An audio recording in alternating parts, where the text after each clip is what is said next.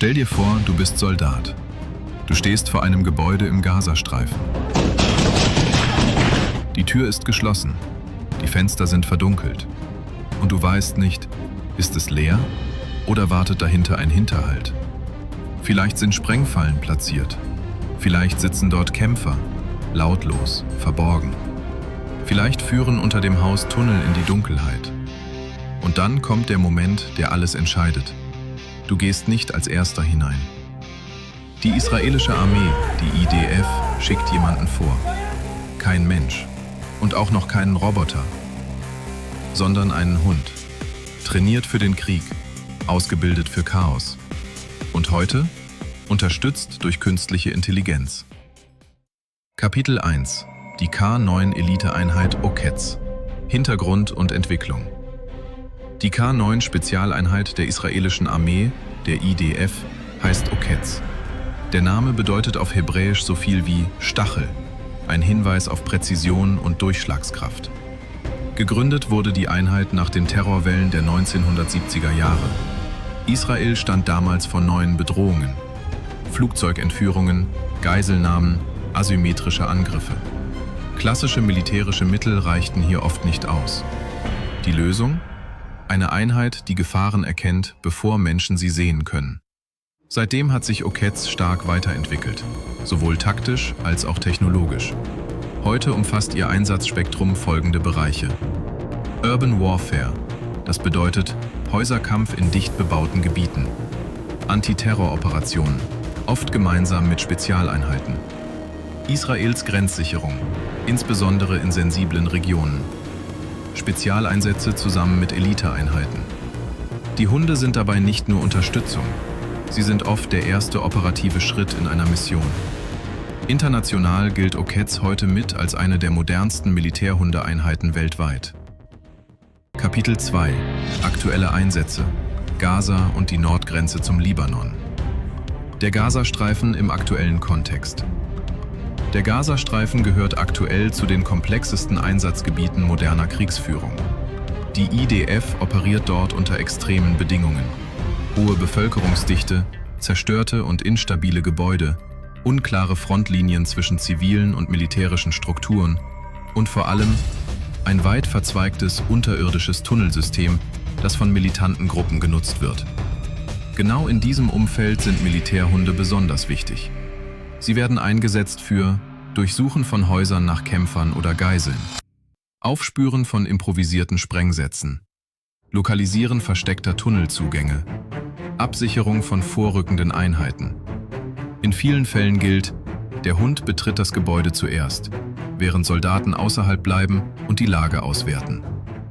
Laut Berichten und veröffentlichtem Material aus dem aktuellen Konflikt wurden solche Einsätze regelmäßig dokumentiert, oft in Situationen, in denen das Risiko für Soldaten extrem hoch ist. Schauen wir uns die Nordgrenze Israels genauer an. Hier liegt der Libanon.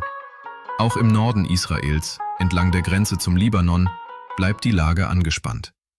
Dort steht die IDF der Hisbollah gegenüber, einer gut ausgerüsteten und erfahrenen Organisation. Militärhunde werden hier eingesetzt für Aufklärung in unübersichtlichem Gelände, Überwachung von Grenzbewegungen, Aufspüren möglicher Infiltrationen. Besonders kritisch sind versteckte Zugänge nahe der Grenze, vorbereitete Stellungen in Dörfern, potenzielle Hinterhalte. In Phasen erhöhter Spannungen berichten internationale Medien immer wieder, dass israelische Einheiten ihre Aktivitäten im Grenzgebiet verstärken, einschließlich Operationen, die sich auch über die unmittelbare Grenzlinie hinaus erstrecken können. In genau solchen Situationen spielen Militärhunde eine entscheidende Rolle. Sie ermöglichen es, das Gelände zu prüfen, ohne direkt Soldaten zu gefährden. Kapitel 3: Konkrete Einsatzszenarien. So sieht ein typischer Einsatz aus. Erstens: Die Einheit nähert sich dem Zielgebäude. Zweitens: Der Hund wird mit Kamera und Sensoren ausgestattet.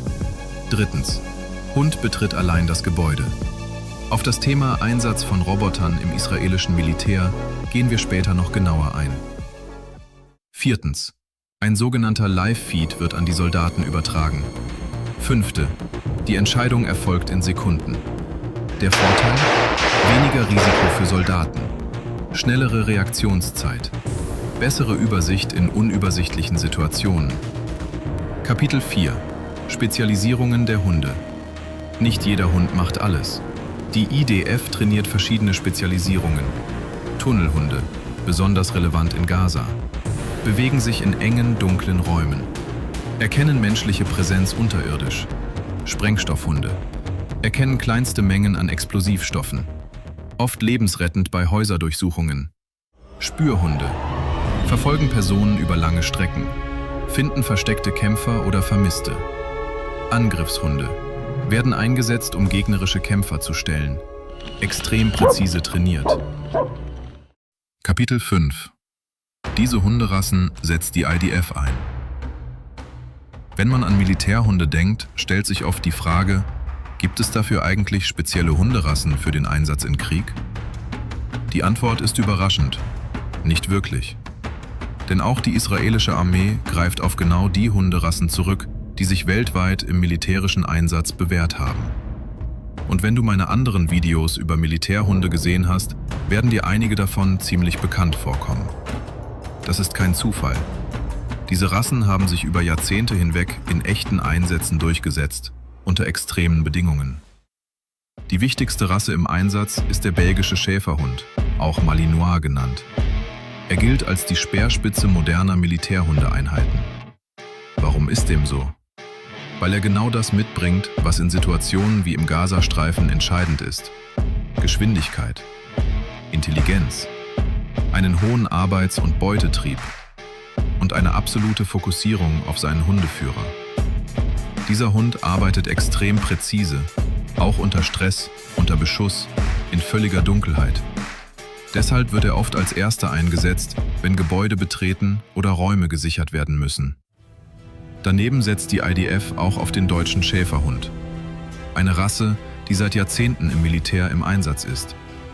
Im Vergleich zum Malinois wirkt er oft kontrollierter, ruhiger. Aber genau das ist seine Stärke. Er wird eingesetzt für Patrouillen, Sicherung von Gebieten und komplexe Suchaufgaben. Er ist so etwas wie der stabile Kern vieler Einsätze. Und dann gibt es noch eine Rasse, die viele überraschen dürfte: den Labrador Retriever. Er ist kein klassischer Schutzhund, aber mit einer der effektivsten Spezialisten im gesamten System. Seine Aufgabe? Das Aufspüren von Sprengstoffen. Mit seinem extrem feinen Geruchssinn kann er kleinste Spuren erkennen, oft dort, wo Technik an ihre Grenzen kommt.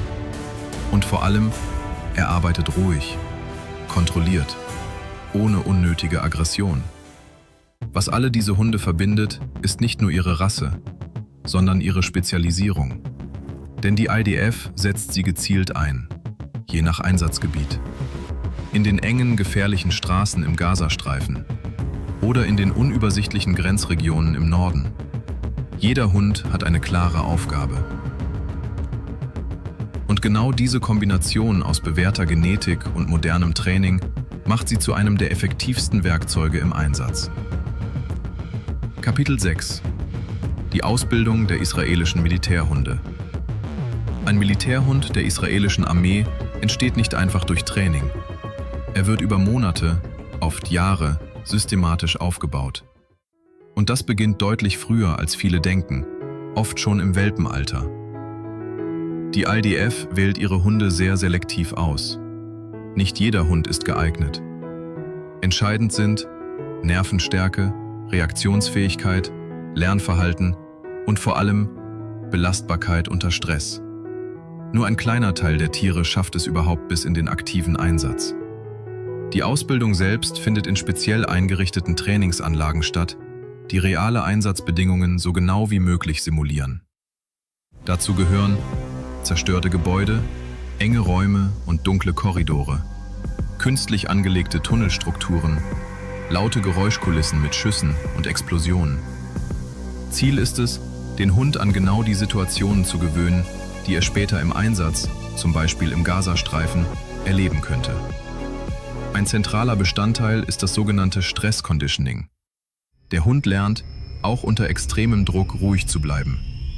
Das bedeutet konkret, Keine Panik bei plötzlichen Geräuschen, kontrolliertes Verhalten trotz Chaos, klare Reaktion auf Kommandos, selbst unter maximaler Ablenkung. Gleichzeitig wird jede Spezialisierung gezielt trainiert. Spürhunde lernen, kleinste Geruchsspuren zu identifizieren. Angriffshunde trainieren präzises, kontrolliertes Zugreifen und andere werden auf das Durchsuchen von Gebäuden oder Tunneln vorbereitet. Doch der wichtigste Teil der Ausbildung ist nicht Technik. Es ist die Bindung zwischen Hund und Hundeführer. Jeder Militärhund wird fest einem Soldaten zugeteilt. Dieses Team trainiert dann über Monate hinweg gemeinsam. Sie lernen, sich blind zu vertrauen, nonverbale Signale zu lesen, in Sekunden aufeinander zu reagieren. In vielen Fällen lebt der Hund sogar eng mit seinem Hundeführer zusammen. Das ist kein Zufall. Denn im Einsatz, wenn es ernst wird, bleibt oft keine Zeit für klare Befehle. Dann entscheidet das Vertrauen. Und genau hier zeigt sich der Unterschied zu klassischem Training. Die Ausbildung endet nicht im Trainingszentrum. Sie wird in realitätsnahen Szenarien weitergeführt, oft in enger Anbindung an operative Einheiten der IDF. Das bedeutet, Übungen unter echten Einsatzbedingungen, Training in Umgebungen, die späteren Konfliktzonen ähneln, enge Zusammenarbeit mit Soldaten, die tatsächlich im Einsatz stehen. Kapitel 7: Künstliche Intelligenz und Technologie – die neue Dimension. Hier verändert sich gerade etwas Grundlegendes. Denn die israelische Armee, die IDF, gehört zu den Streitkräften, die neue Technologien besonders schnell erprobt und in reale Einsätze integriert. Dazu zählt auch künstliche Intelligenz. Was bedeutet das konkret im Zusammenspiel mit Militärhunden? Die Hunde werden heute oft mit moderner Ausrüstung ausgestattet. Kleine Kameras für Live-Übertragungen, Mikrofone zur akustischen Erfassung der Umgebung, Sensoren, die Bewegungen oder Wärmequellen registrieren können. Während der Hund sich bewegt, entstehen in Sekunden große Mengen an Daten.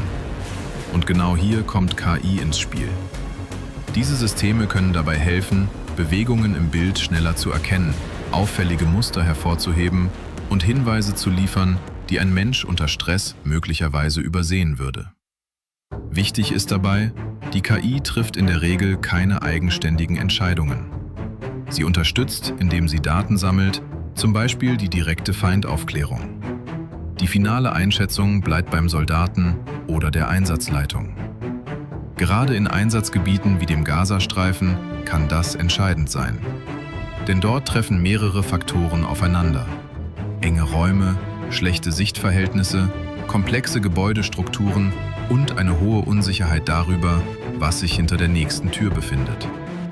Dabei kann jede zusätzliche Information helfen, Risiken besser einzuschätzen. Welche Vorteile bringt das konkret? Der Einsatz solcher Technologien kann Entscheidungen beschleunigen, die Übersicht in unklaren Situationen verbessern und die Belastung für Soldaten reduzieren. Vor allem dann, wenn in Sekunden reagiert werden muss. Gleichzeitig gilt, viele Details dieser Systeme sind nicht öffentlich.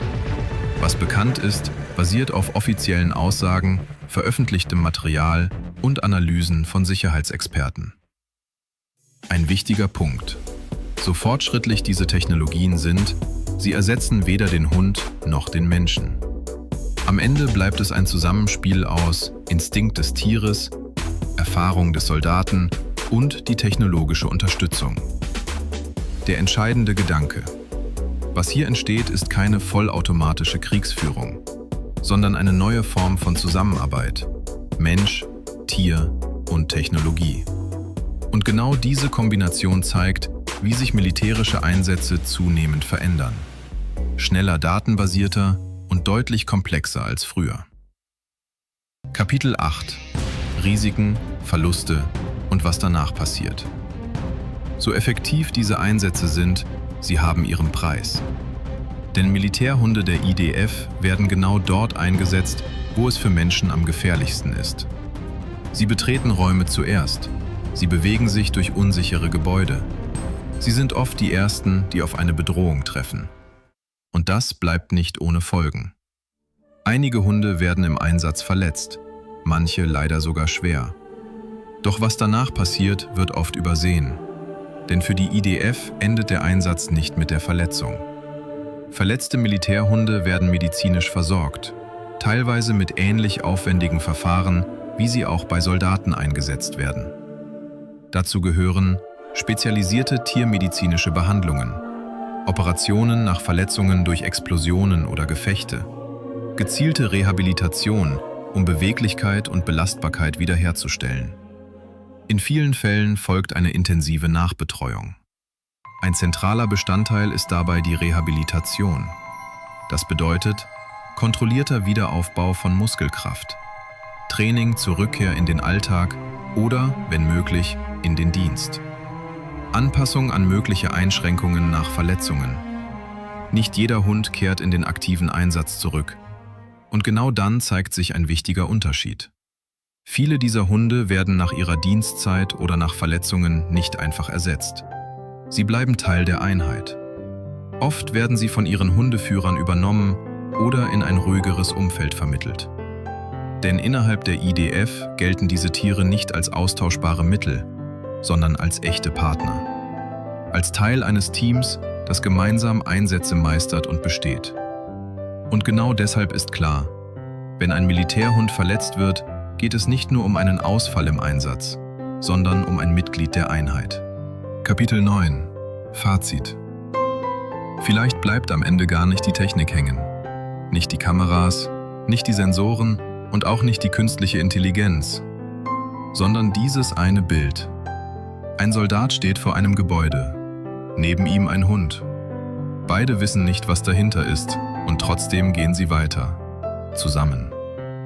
Alles, was wir vorher gesehen haben, Training, Technologie, Einsätze, führt genau zu diesem Moment. Nicht mehr, aber auch nicht weniger. Und vielleicht ist genau das der Punkt, der oft verloren geht. Hinter all der Entwicklung stehen immer noch Entscheidungen, getroffen von Menschen, getragen von Vertrauen. Die Technik wird besser werden, die Systeme schneller, aber dieser Moment wird bleiben. Wenn dich genau solche Einblicke interessieren, dann bleib dabei. Unterstütze mich mit deinem Like und deiner Meinung zu diesem Thema in den Kommentaren.